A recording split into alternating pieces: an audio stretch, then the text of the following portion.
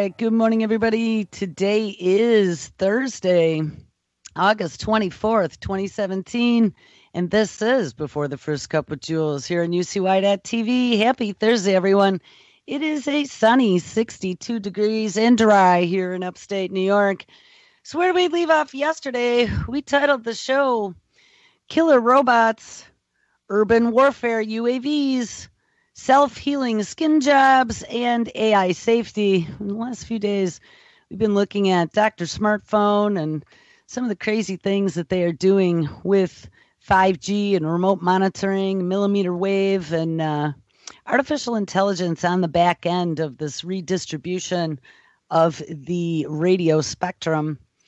But today we're going to make a right-hand turn because I have a special treat for you. We have Mr. Drew Lamb, and on as guest today, Drew had formerly been a host of Double Cross Radio and, if you remember, Off Grid Journey.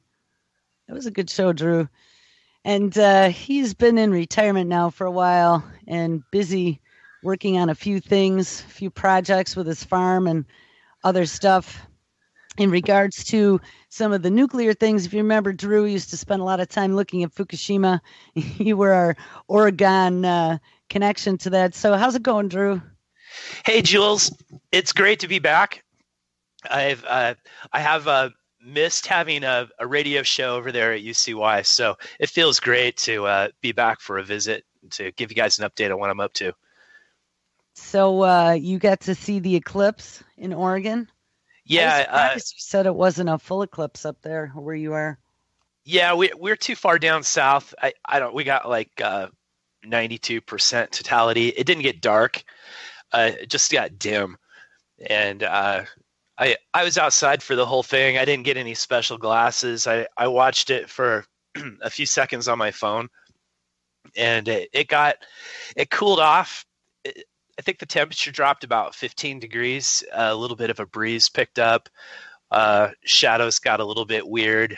The color kind of got washed out. Everything looked like it had been acid washed or something. Just kind of like Photoshop. You pulled and the birds got really noisy, and then they started roosting.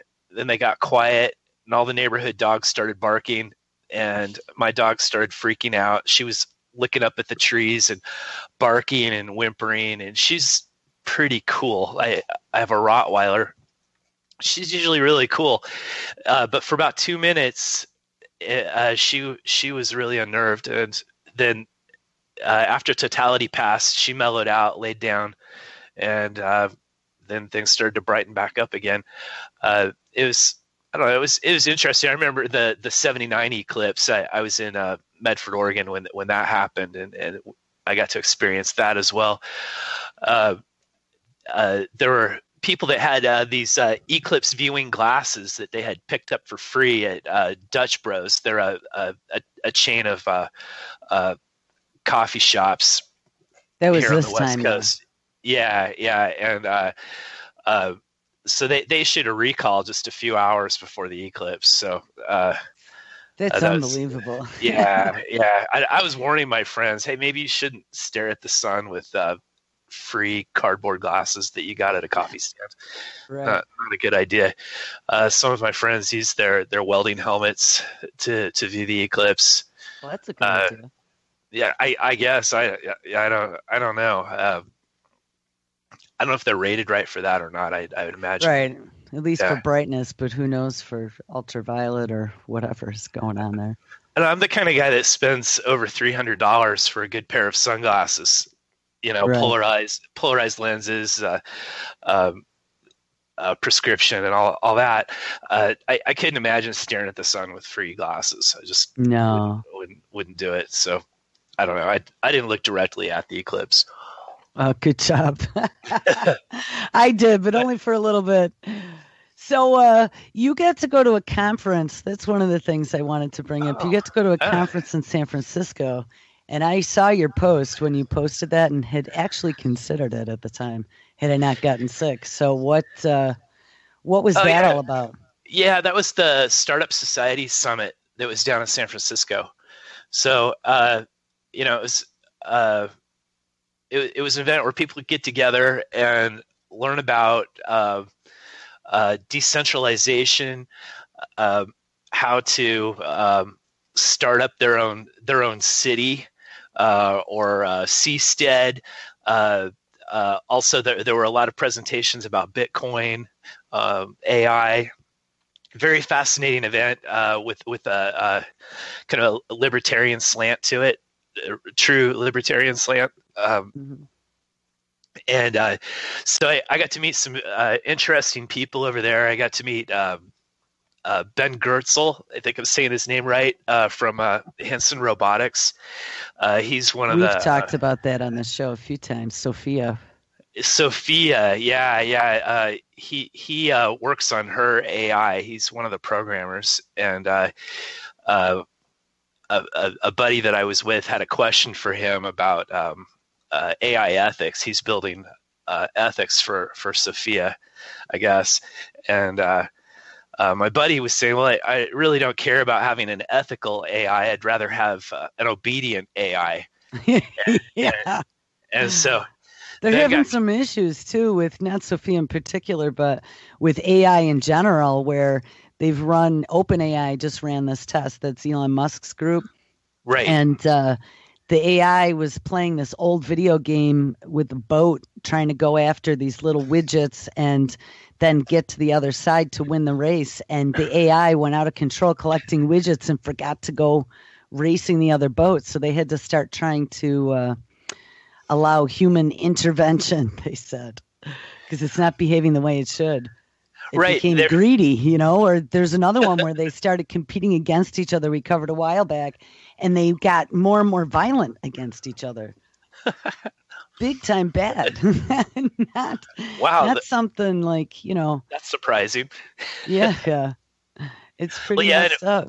Yeah, Facebook had to shut down their AI, experiment. I think they had a couple AIs talking to each other, and they came up with their own language. Yeah, we talked about that one again yesterday. And I thought Google had one as well. Yeah, they did too. It was the same thing. They come up with their own language. Well, English is really inefficient. It's not the most efficient programming language. So, it's images, by the way, like the Egyptians. Yeah. Like right. Hieroglyphs. It's really messed up. Yeah. Well, they have to feed a lot of data into these things, so they could start learning. What was it? Was it Google's AI that started to recognize cats first? Yeah, different kinds of cats because of all the cat pictures on the internet. Yeah, and that's what seems to get the most attention. Right. Yeah, grumpy it's funny you mention that because I actually have all these tabs up that, it's a full running research project daily. And this one's been up for a while, but Google's AI scientists show that you can get better image recognition results by feeding machines a whole lot more data. Just keep feeding the machine images. Right. As you feed it more images, that's a robot googly eyes. What people don't realize is that as you start adding the 5 senses to these things, this is where we have real problems. Well, it's interesting with when you look at the Google Deep Dream and the imagery that comes out of that with eyes and faces morphing into things. It's very psychedelic, and I think it's similar to the human brain. The primitive human brain is wired to recognize faces, and eyes and if you've ever had any kind of a psychedelic experience, induced psychedelic experience, you could you totally see it. Yeah, you can see things. I had we've ended marijuana prohibition over here, and so I've dabbled with some of the CO2 hash oils that are on the market right now, that you can just buy at the store, and a Hindu Kush variety produces psychedelics very much like that, where light waves kind of change and start to flicker like flames tipped with eyes, and no way. Quite an incredible experience, a lot like Google Deep Dream. But the thing these guys are trying to do is teach robots ethics, and this Gertzel guy is working on this, and he was really put off by my friend's statement, about obedient AIs. He got a bit belligerent, stuck his lower lip out, and was saying to him, "Well, that's just too bad, because this is the way it's going to be." And I'm paraphrasing here, but he was said something to the effect of that humans can't be trusted to make ethical decisions, and we need the AIs to do these things for us. And they're pushing that big time, even robot for president, because they say look at what happens when people get emotional. It's nuts. Right. Well, and what we see when you get into the philosophy behind the architects of the AI is it's a very misanthropic philosophy, and where humans are bad. We need something, a greater intelligence to make decisions for us.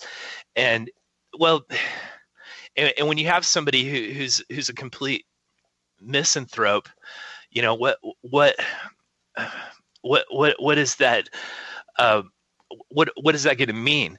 And when you're teaching ethics to an AI, what framework are you going to use? If you look into Who's this, making the definition is the question. Well, yeah. Okay. Well, let's go deep into ethical teaching. Let's look at the teachings of Buddha, right? So if you've read any Buddhist texts, Buddha teaches this philosophy of compassion, and and that the human condition is suffering, and the goal is to eliminate suffering, and to achieve nirvana, through a state of non-existence, is what I got out of this, whenever I studied it. And so, from an AI, what does that mean? If you put that framework into the AI, ultimately the AI would get to it would become antinatalist. So it'd be, well, in order to prevent human suffering, I must prevent humans from being born. So it starts with that, and then you have, what do I do with the existing humans? And well, it must stop suffering. So the ethical thing to do is to kill humans. And which Sophia actually said this in a couple interviews. She's made statements like that. They made her come back and say she no longer wanted to kill humans anymore. Right. Yeah. And, but Ben said, that he'll be the architect of Skynet. He said this. So that's pretty crazy. Like, all right, maybe he was kidding. I hope he was kidding. He looked pretty serious to me. He was intense. He didn't like being challenged on this ethics thing. He was determined to create an ethical template for the AIs. But what we're going to see, thousands or tens of thousands, or there's going to be lots of AIs, so they'll have different levels of sophistication. You'll have like your utility AIs, like R2D2 units, that fix things and do diagnostics, and then you'll have others for problem solving, and others for cooking, and some will be malevolent and anti-human. It's frightening. So, it really is frightening. It's like every worst nightmare, but they really have it within their grasps now, I think. Well, when I walked away from that conversation with Ben, I was thinking, in 30 years I might regret that I didn't stop him when I had the chance. Right. The Terminator movie. Yeah, we're gonna have to send Barron Trump back in time in his time machine to make sure that Ben's parents don't reproduce. Right. Oh, that's awesome. Well, last couple of days I'd mentioned that that was something that we did this past week is watch 2 of the Terminator movies. And I have to say that watching them now, back from the 80s and the 90s, they're pretty prophetic. And they should be a warning to what Elon Musk keeps warning against. I mean, he's working on stuff right now where they're messing with it in the lab. And he's saying, whoa. There was some other military strategy game recently that we covered called Dota 2 that their AI beat the human version. And he said that's a sign that we need to do something. Yeah, and all they have to do is launch the right algorithm and put it out on the internet, and then it's going to be all-knowing, instant.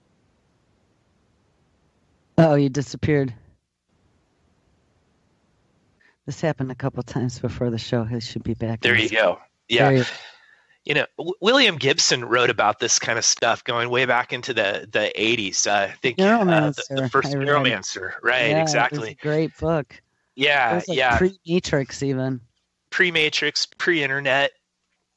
It was before anybody knew what the heck the internet was going to be. I have a copy of it here still. Yeah, I do too. It's a big book. He did another book called the Adoru, which was about an AI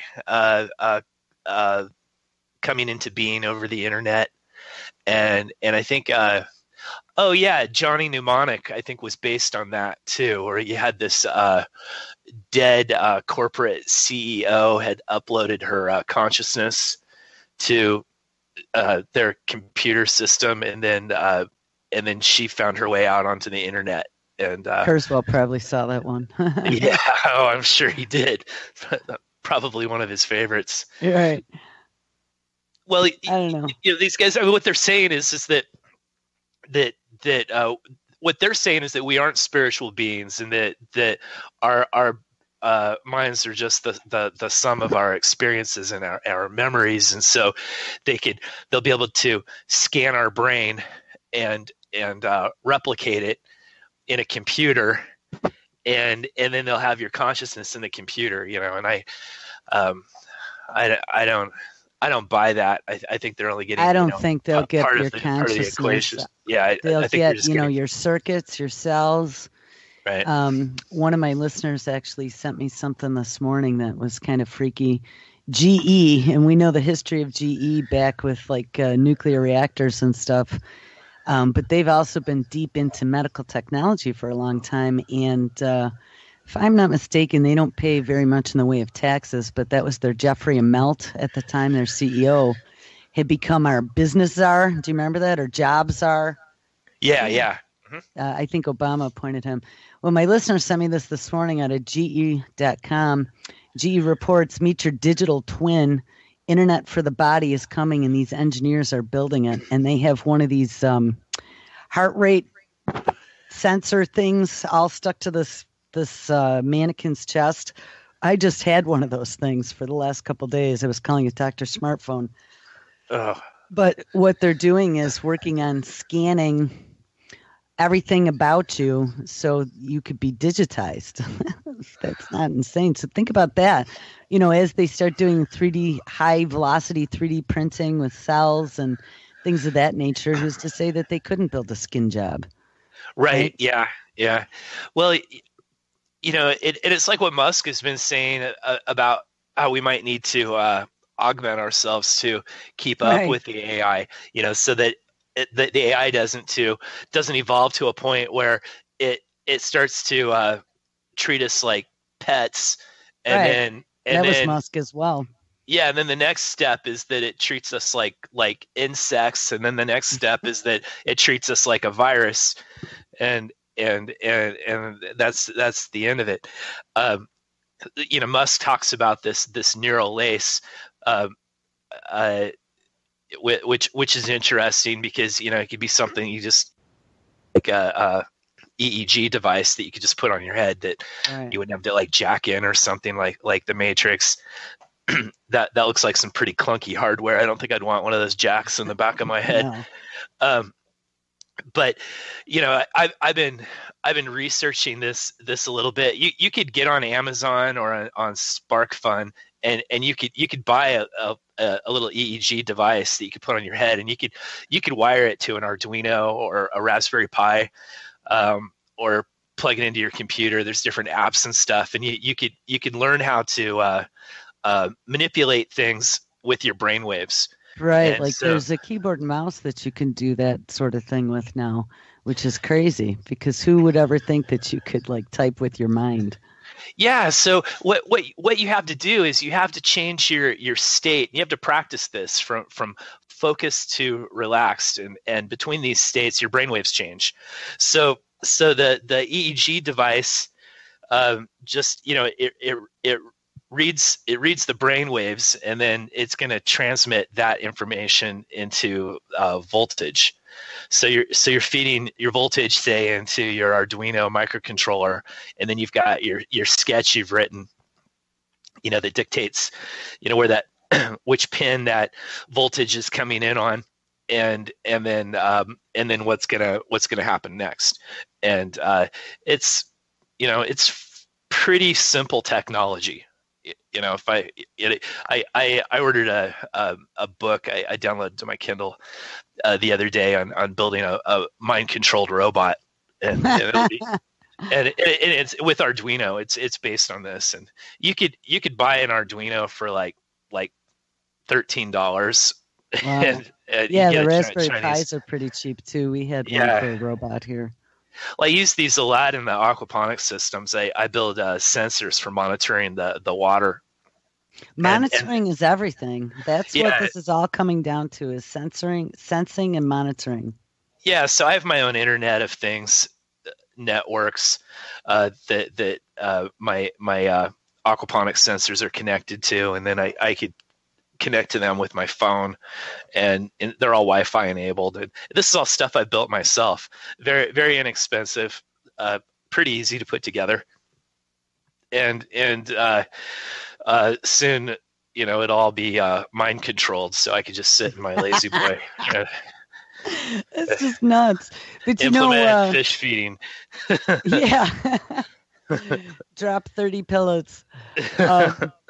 Something that we covered on the show was I don't know if you'd seen at all about this DARPA Spectrum collaboration or Spectrum something challenge, where they are asking companies to build an artificial intelligence to be able to take the entire process of how they license bandwidth now in the radio spectrum, get rid of it, and make it real-time on-the-fly multiplexing, and have the AI controlling it on the back end. So supply and demand, So when you have a military application that needs more bandwidth, well, now they're going to grab this and they'll allocate all the other stuff to other little slices of the pie based upon need, let's say. Right. What you're talking about is kind of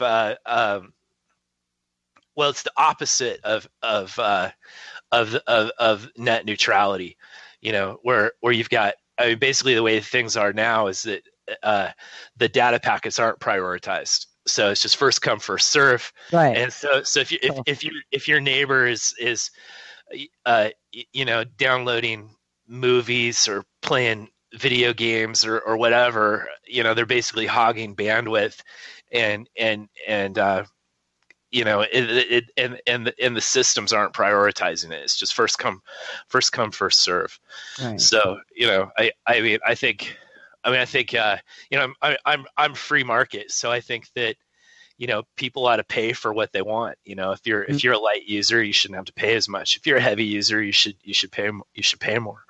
Right. I think you get ultimately everybody gets better service out of that, and then the resources are there for better equipment. Right, you're covering as well what you use. Yeah. Now it's not good if if that gets abused in some way.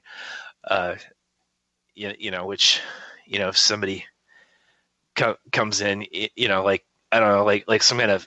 But I don't know, military, they're going to reserve their own bands. I don't really think, for right, that. And take from those they need.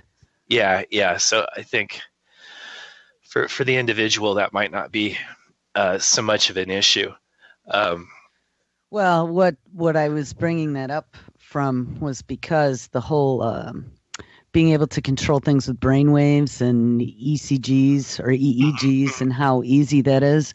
We covered a story out of Scientific American from 2008, which really struck me that I'd never seen this before. And it was mind control by cell phone. And it looked at some experiments. There were two particular experiments that they ran that showed that even the cell phone, there's some resonances down in the hertz range of the alpha and the delta, I believe, the brain waves. Right. How it directly affects your ability to sleep. And even after the phone was turned off, the effects lasted for like an hour on your brain. Yeah, and it says we didn't expect any effect on the EEG after switching the phone off, but they were very surprised. Yeah. Oh, wow. Oh, my gosh. I'll drop you this. Yeah, it's pretty nuts. And this is 2008, Scientific American. I don't even sleep next to my phone. You know, I leave it on the other side of the room, and I don't want it next to my head while I'm sleeping. God knows what it's going to do. You know, you know, besides that, I've spent too much time doing interviews with Fritz Springmeier, you know, and talking about trauma-based mind control. And so I know a little too much about this stuff. Like, keep the phone away from me while I'm sleeping. Yeah, I mean, who would have even thought, and you know that for a long time they've been saying that the cell phones pose no danger, but as I've been digging more into frequencies, and I ran across some really good stuff that really tied like the physics all together between frequency, light, sound, waves. I'll have to drop you that one too, because it made me go, oh, all this makes sense now. I mean, if you can control a keyboard just by putting on a little helmet, and they can do this stuff now with optogenetics. You were talking about some of the quantum stuff, lasers and lights and all this. They were able to take mice, and by shining a laser on their cranium, they were able to turn on the killer instinct. Do you ever remember that story? Where its mouth, its teeth, it went into it became a predator. And its teeth were chomping. I mean, think about that. Think about being able, once they get a lot of these satellites into place and they're working on this energy weaponry. I mean, there's tons of investment going into it from the military perspective to save them from having to purchase ammo and things of that nature. Right. They'll have the capability to do this, to think of all the woodland creatures turning into like zombies. Yeah, it'd killer be zombies. Yeah, it would be like it'd be like they'll become rabid, instantly. But let's infect them with rabies too. I saw they were doing that rabies drop again with all the vaccines. Oh God. Yeah, how crazy. Well, it is. And I mean, I don't know if it's live virus or not. I don't know what they're putting into the packets, but if it were live, then you'd have shedding. I remember a few years ago, there was that guy that, he committed a mass shooting on a military base, and it turned out he was part of a mind control program, and he'd written on his gun, "This is my ELF weapon." Oh, was that the one down in Texas? No, there was another one that came after that. Oh boy, I can't remember which base. It's been a while. I think that was over 5 years ago. Yeah. Well, we covered whatever they called it, targeted individuals and microwave. There's a whole section in the spectrum under microwave that is a sonic spectrum. That's that voice to skull technology that the Army had. The Army literally had a web page that they have now since taken down, but it's archived. That talked about voice to skull technology. So they use microwaves to do that, and your phone operates with microwaves too. Within the microwave, yeah. And there's your Wi-Fi. Yeah, and there's microwave stations all over the place. Mm-hmm. So they just they beam the microwaves into your skull, and then and then they could piggyback a voice on that, and then you could hear voices in your head. And I think that's where a lot of the crazies come from. I think Well, that's where a lot of the shootings and whatever, because there's so many that say that, a voice told them, but that was called the voice of God weapon right. that supposedly was used in Iraq. And we dug way back into that too on the show. We found a story from 1982 New York Times that had talked all about the voice of God weapon and some of these energy weapons in Iraq. Yeah. So I'm trying to remember the name of this guy that was doing some research into this. Matt Stein had mentioned him to me, and I tried to get an interview with him for Off Grid Journey because he was doing some aquaponic work, and I couldn't get in touch with him. And I'm trying to just look him up here. Richard Allen Miller, Dr. Richard Allen Miller. So he's out. He lives out in Josephine County, which isn't too far from where I'm at. And according to Matt, and according to Dr. Miller's website, the Mulder character from the X-Files is based upon him. And he'd done a bunch of research into this, into these microwave weapons that were used for mind control, and his offices got raided by the military one day. They took No all way. of it. Yeah, they took all of his work. I haven't verified this personally because I haven't been able to get an interview with him. But this was weird. This Matt had referred him to me. I'd been trying to get in touch with him, and then I was up in Grants Pass, which is in Josephine County, and I'd stopped off at this survivalist store that some friends of mine were operating, and stopped in to talk to them. And they bought some plastic drums from me for water storage, and I have a bunch of extras that I use them for aquaponics, and I brought them some. And anyways, I was just having a chat with them. They were on Off Grid Journey. Ben and Marcy had them on the show before, and Marcy just happened to have this newspaper that had an interview with this guy in it, and it wasn't a new one. It was from the 90s. Wow. It was old. It had an interview in there with, and he was talking about this stuff, about the microwave weapons, and the where they're beaming the microwaves into the skull, and using voice commands to make the subject think that they were hearing things. And, where we found that all the stuff converged in some of the research that we've done is Bell Labs. We dug into all of the patents and things that they had invented and the timeline. It went back to the early 1900s and the early 1920s. They were working on voice synthesis and microwave communication. And at one point, the government took them over I think it was during the war, to come up with encryption and stuff of that nature for secure communications. It's incredible. There's something to it. And I think so. And people need to be careful with their mobile phones.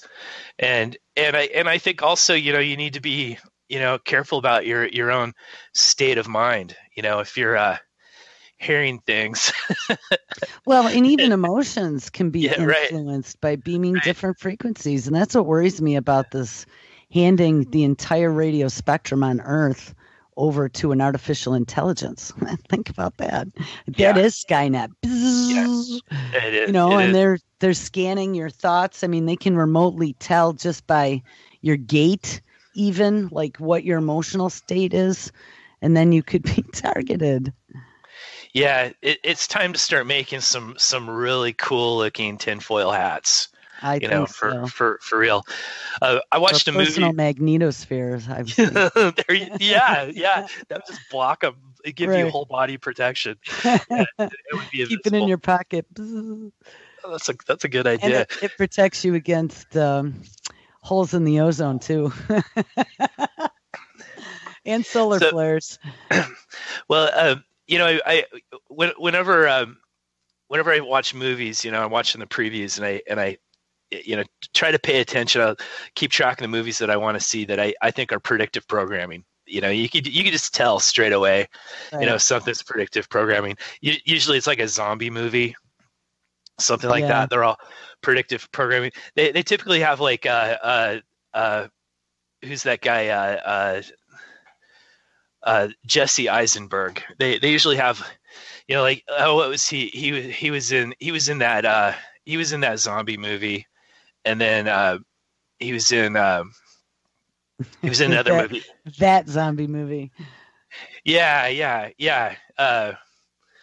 And he was in another movie called American Ultra, which was about this kid who is a druggie who got put into like an MK Ultra like program, and they turned him into a killer. Well, and that's then what most of them were. I mean, that were involved in MK Ultra was in all the places where they were experimenting with acid back in the 60s. yeah, so they take this guy, and then they took his case manager and made him think that she was his girlfriend, and they stick him in this town, and he gets a job at a little quickie mart, and they just park him there for a while, and then he gets activated one day because they were going to terminate the program, and his programmer didn't want him to be terminated, and so she activated him, and so suddenly, like, his life starts to change as he starts getting all these all of his murdering skills start to come out, and he kills a couple guys who are breaking into his car. I think he kills them with a plastic spoon. Oh, whoops. Yeah, the whole thing is a comedy, but if you follow the stuff, if you get into the stuff that we get into, it's you see a whole other layer to it, and the public doesn't know any different. They don't know that there's something else going on with this. But anyways, and they always blame it on some sort of radicalization, like a flag did it. What do you think of all this insanity going on from your perspective? I know you've posted a few things that I saw, but get ready. Craziness is coming. But I mean, what do you think is going on with all this? Well, when I was in San Francisco for that Startup Society Summit, and that evening, I was sitting in this pub, eating a burger and drinking a beer, and football games were up on the screens, and I'm looking up at the screen, and then the screen switched over to the news, and the news is showing this car ramming through this crowd of people. This was the Seville event, and and I'm sitting there looking at this, and I'm in this bar, and I'm just there was mostly blacks and Hispanics in there. White folks were a minority in there, and I'm sitting next to this black guy, and I mean, we're just sitting there having a pint, and then suddenly all hell is breaking loose in front of us, and it just came clear, to me that that this is just divide and conquer.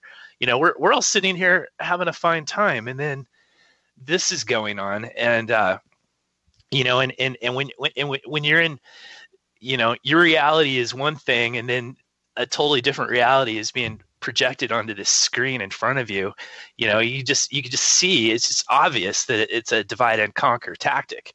Mm-hmm. And the way that they're just amping it up on the news, and I don't know, to me it seemed like they were trying to inflame the situation by the way they were reporting on it, versus looking at the reality of the situation, where the majority of the time most people don't have a problem with each other, Right. Most of the time they don't. Sometimes they do. Racism is real. One of my first employees was a black woman who was old enough to be my mother, and we shared a desk in a 110 square foot office, a cell phone, and a fax machine. And I had 2 chairs. That was when I was first getting one of my companies going. And so we worked close to each other. and there were times where things went down where I couldn't believe it, and it was due to racism, and I, being a white guy, I wouldn't experience things the way that she would experience things, but when I'd spend all day with her, you see and hear things happen, and you go, wow, this, this could be a real challenge for somebody, and so it is real. It does happen. And it's gonna vary from place to place. Depending upon the makeup of the community.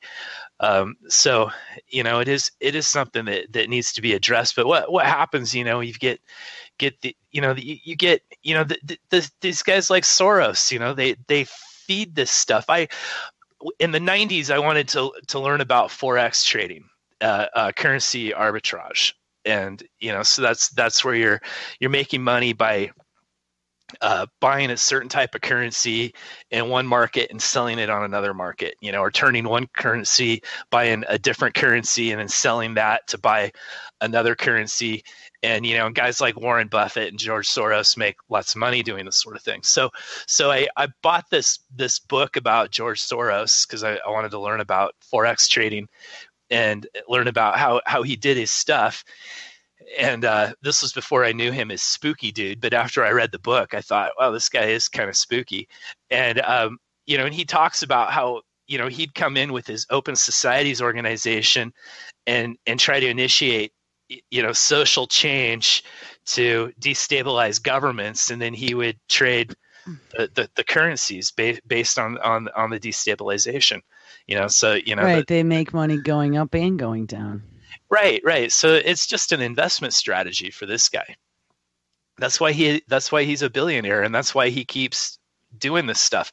If you look at the event where all the white guys were marching around with torches, chanting "We shall not be replaced." Julian Assange had posted a picture of a similar march in Ukraine in 2015.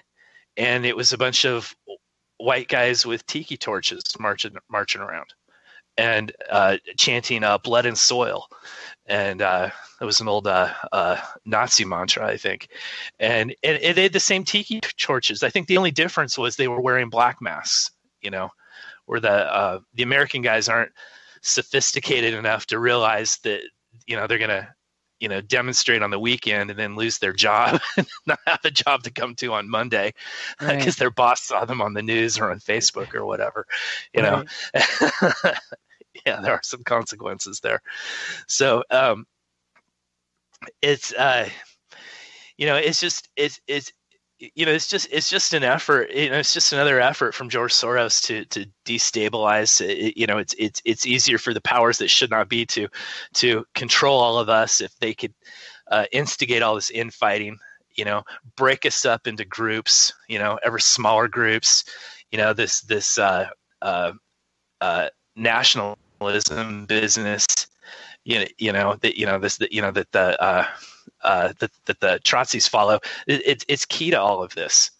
It's one of the reasons why Trump became president. Was because his strategists were able to tune into that. And it's history repeating itself. The Nazi Party took over under very similar circumstances. I call these guys Trotskys. There's nothing libertarian at all about this pro-Trump movement, So any true libertarians, and I'd say if you have membership in the Libertarian Party, you're not a real libertarian. That's not real libertarianism. That's just kind of maybe a lighter form of the alt-right conservatism. So I just tell people to look at voluntarism, which isn't a political party, that all human interaction should be voluntary, and that you don't aggress against other people or their property except in self-defense, and you don't commit fraud, which just means you do what you say you're going to do. And that's basically the non-aggression principle right there. And, and if you're a Christian, use technology to get around all that. Right. Because we're willingly accepting it. Right. And then you've got the AI ethics on top of that. Right. Which, unfortunately. I was going to back up a bit to Musk, warning, about the AI takeover and releasing the demon. And, and he's, he sounds very hardcore statist sometimes, and says, we need government regulations. They ought to have, a special AI department, that governs AI and all of this. And I think really that he's more concerned about his competition getting ahead of him. He's working on all these projects. He's got Tesla and SpaceX, and he has all these regulations already in place that he has to deal with, and they slow him down and cost him money. He takes government handouts everywhere that he can, all sorts of subsidies and things like this. Big time. Yeah, and then they regulate the heck out of him, and then you've got AI, which is new, and there's really no regulations there. So he's gummed up on these other projects. He needs his competition to get gummed up as well. So here he comes out and calls for regulation. So I think he's got some valid points that they could unleash the demon, but also his position is protectionist. He's trying to slow down his competition so that he's got a chance to catch up. That's an interesting take. I just never really know how to take him, whether he's on our side or he's not, He's on his side. Yeah. He's on his stockholders' side. So right. Making money. Yeah, that's what these guys got to do. That's their job. There's another project you've been working on, and you came upon some voluminous documentation in regards to Hanford. Why don't you talk a little bit about that? Oh, if you're still there. You disappeared for a second. Drew? Can you hear? Yes. Yeah, can you hear I can me? hear you now. Okay. Yep. I think I lost audio there. Yeah, so we followed Hanford for quite a while. I started getting into anti-nuke activism following the Tohoku earthquake and the subsequent Fukushima nuclear power plant meltdowns in 2011. So one of my first contacts while this was happening was a guy over at Hanford who was a worker at the time. I bought a Geiger counter from him actually, and he was guiding me along, telling me about what was probably going to happen, with TEPCO and how they weren't going to tell the truth and so on and so forth. So just from my contact with him, I started looking into Hanford and what was going on there. It's a huge nuclear waste storage site. It's ground zero of the Manhattan Project. And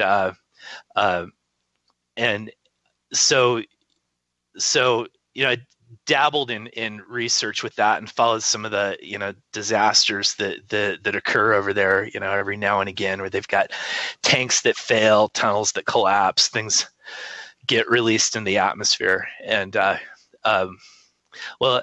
few months back, my friend Toby Mullen contacted me. I'd had him on Double Cross Radio a few times over the years, and Toby and I have been friends for over 30 years. I think we were locker partners when I was a freshman in high school. Anyway, so Toby's father passed away, and he approached me, and I didn't know this, but his father, Jay Mullen, was a Hanford downwinder and had got thyroid cancer when he was a teenager. So he ended up, he was a CIA agent in the 70s, and he was assigned to be Idi Amin's basketball czar, and his job was to keep tabs on that guy. And so he and his family lived in Africa. He came back to the States. He got out of the spy business, and then he became a history professor at Southern Oregon University in Ashland. And he'd been, for several decades, he'd been looking into Hanford and studying all the people that have gotten sick, got thyroid cancer, and trying to expose what happened. And so Toby started telling me about this project and all the research that his father had done, and wanted to trust me with all of his work to try to get it out there. So I have about 6 banker boxes full of Jay's research, and some papers he's written, and hundreds of news clippings. A lot of this stuff is pre-internet, so he has binders and binders of news clippings and stories about Hanford, and he cut things out. And I've been trying to crack his code. He's got a little code that he puts on things to categorize things. I haven't figured out what it is yet. I think some of it was being used for research papers, possibly a class action lawsuit that he was considering. And so what I'd like to do, it's more info than I can handle. What I'd like to do is just scan the info and then just get it out onto the web, so the public could look it over and disseminate it. And so I set up a Facebook page called Hanford Facts, and I'd like to do a website too, which should be great to get the info out there. But right now, Toby and I have just been putting things out on Hanford Facts, and so when I get a chance, I'll scan something, put it up on there. So it'd be great if people could get on there and like it and start following it. That would motivate me to get more information out there. Because right now it doesn't have a lot of fanfare, and it's going to take a lot of work to get this out, and the help of other people to categorize things and go over some of the information. And ultimately, we just we need to alert the public of this toxic site, which is an ongoing disaster. That site was built on basalt, and it's drained by the Columbia River. There's a lot of agricultural land out there, and these tanks are leaking, and and the site's always released radioactive material into the rivers, and it drains into the Pacific Ocean. And you have all these people that got sick, that got thyroid cancer during the Green Run, which they did when they were refining plutonium for the Manhattan Project. They were trying to develop sensors that were sensitive enough so that they could figure out, if the Russians were doing any nuclear experiments. And so, in order to do that, they needed to calibrate their sensors, and they had to shut off some of their sensors during this test, and they flooded the area with iodine 131, and this cloud of iodine 131 blew down the east side of the Cascade Range, engulfed about half of Oregon over to Idaho, and of course, people got thyroid cancer from that event, including Jay Mullen, and he had his thyroid removed. Jay actually became paralyzed. He was temporarily paralyzed from it, and he was athletic, and then one day, he couldn't move, and it turned out, he had this thyroid cancer. So they, he had to undergo surgery, and then he made a recovery, fortunately. But this has happened to a lot of people that were victims of this, and then you still have leaks and releases coming out of the site.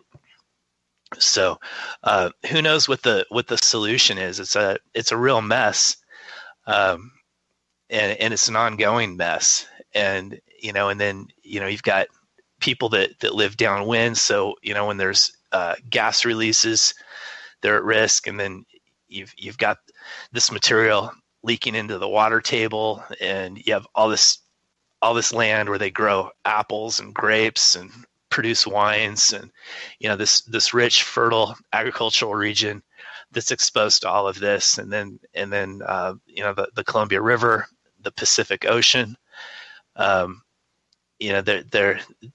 have been accounts of whales that were found that were contaminated with radioactive zinc from Hanford. Workers that consumed oysters out of Willapa Bay, Washington, that had that radioactive zinc in them, and so they had the radioactive zinc in them, and so when they were being tested to see if they were contaminated, they would come up positive, and they'd have to figure out what happened. Yeah, which tank was leaking? Yeah, which tank was leaking? And how did the guy get this in his body? Like the first guy that I had met that actually worked at Hanford, he during a routine test, they'd picked up, I believe it was cesium 137 in his body, and they were trying to figure out where he picked it up at, how he got contaminated, and so they were working through this, and it was revealed that it wasn't that the material wasn't from that site, that it was from Chernobyl. These all of these materials have a signature. They have a signature, fingerprint, and they're going, well, how did you get Chernobyl material in your body? And okay, sorry about that, Drew. Yeah, that was it. If you can even believe it. Today was great talking